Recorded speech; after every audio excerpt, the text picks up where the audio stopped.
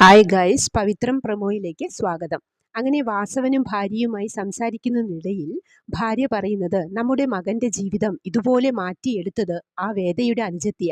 ആ കുട്ടിയുമായുള്ള ജീവിതം നമ്മുടെ മകനെ നന്നാക്കുമെങ്കിൽ നിങ്ങൾ അതങ്ങ് സമ്മതിക്കേ എന്ന് പറയുമ്പോൾ വാസവൻ ഒന്നും പറയാതെ ഭാര്യയെ നോക്കി ഇരിക്കുന്നു. പിന്നീട് ശ്രീകാന്ത് അച്ഛനോട് പറയുന്നത്, ഇത് ആസൂത്രിതമായ ഒരു തീരുമാനമാണ് അച്ഛാ. നമ്മുടെ കുടുംബത്തിനെതിരെ വിക്രം മനഃപൂർവ്വം സ്കെച്ച് ഇടുന്നതാണ് എന്ന്. അത് പറയുമ്പോൾ, അപ്പോൾ വാസവനും കൂടി അറിഞ്ഞിട്ടാണോ ഈ കളി എന്ന് ജഡ്ജി ചോദിക്കുന്നുണ്ട്. അന്നേരം വിക്രമും വേദയും കൂടി റൂമിലിരുന്ന് സംസാരിക്കുന്നതാണ് നമ്മളെ കാണിക്കുന്നത്. അങ്ങനെ ഇപ്പം വിക്രം സ്വാമി തല്ലുകൊള്ളുമെന്ന് പേടിക്കേണ്ട. ഞാനുള്ളപ്പോൾ ആരെങ്കിലും തല്ലാൻ വന്നാൽ അത് ദേഹത്ത് കൊള്ളാതെ ഞാൻ നോക്കിക്കോളാം എന്ന് വേദ പറയുമ്പോൾ, നീ എന്തു ചെയ്യാൻ പറ്റും എന്ന ചോദ്യത്തിന്, പൊതിഞ്ഞങ്ങു പിടിക്കും, ഒരടി പോലും ദേഹത്ത് കൊള്ളാതെ ചേർത്ത് പിടിക്കും. ഓഹോ എന്ന് വിക്രം പറയുമ്പോൾ ഒരു പ്രണയത്തിന്റെ ഭാവം വിക്രത്തിന്റെ മുഖത്ത് കാണാം. പിന്നീട് ശങ്കരനാരായണൻ പറയുന്നത്, ഇത് ആസൂത്രിതമായ ഒരു പദ്ധതിയാ.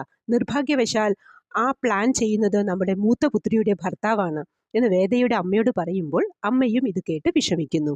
അതിനുശേഷം ജഡ്ജി വഴിയിൽ വെച്ച് വേദയെ കാണുമ്പോൾ ഒരു താക്കീത് രൂപേണ പറയുന്നുണ്ട്, അഥവാ ദീപ്തിയുടെ ജീവിതം വെച്ച് പന്താടാനാണ് ഉദ്ദേശമെങ്കിൽ പണിക്കത് ശങ്കരനാരായണന്റെ യഥാർത്ഥ മുഖം അവൻ കാണുമെന്ന് പറഞ്ഞേക്ക് എന്ന്.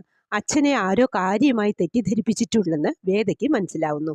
ഇതാണ് പ്രമോ ആയി കാണിച്ചത്. പ്രമോ ഇഷ്ടപ്പെട്ടുവെങ്കിൽ ലൈക്ക് ചെയ്യാനും ഷെയർ ചെയ്യാനും സബ്സ്ക്രൈബ് ചെയ്യാനും സപ്പോർട്ട് ചെയ്യാനും മറക്കരുത്. അടുത്തൊരു എപ്പിസോഡിന്റെ പ്രമോവുമായി വരുന്നതുവരെ കാത്തിരിക്കുക.